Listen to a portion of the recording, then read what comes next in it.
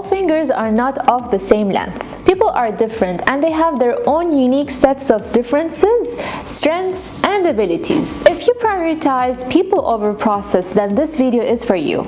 Because having a cross-functional or diverse team is not easy to manage. So imagine different beliefs, different values, different cultures, and different nations come together to work. And this is something that you'll find in places or countries that promote cross-cultural and diverse environment. And living in the UAE, this is a blessing because as a leader, you need to be exposed to different minds, different sets of beliefs and values to work with them. So therefore, we all need a high emotional intelligence to work around those people. And this is why emotional intelligence is highly required for a leader to manage and collaborate with different team members. Hello leaders, if you're new here, my name is Sarah. I'm a certified ICF coach and mentor, and I transform high potential individuals into high performing leaders beyond the 9 to 5 with ease and confidence, helping you to become the next future leader of the UAE. I have implemented EQ strategies that help my cross-cultural teams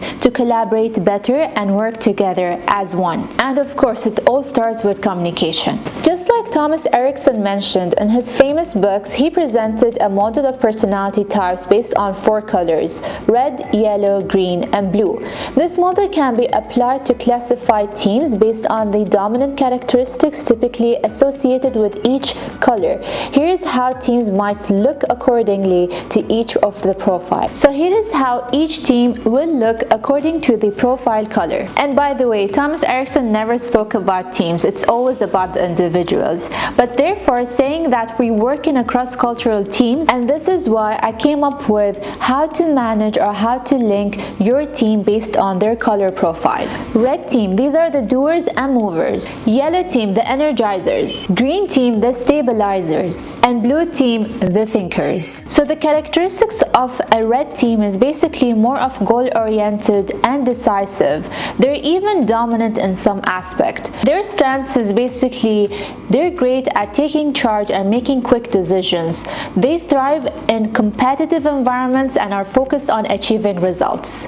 While their weaknesses is basically they might struggle with empathy and patience and potentially leading to conflicts and overlooking details. The characteristics of a yellow team, they're social, optimistic, persuasive, and creative. And their strengths are basically excellent in roles that require networking and motivating others. They bring energy and innovation to their projects. Their weaknesses is basically they may lack focus and follow through, often getting distracted by new ideas and social interaction. So they need someone to keep them on track and not lose the focus here. The characteristics of a green team, they're pretty much calm, friendly, reliable, and supportive.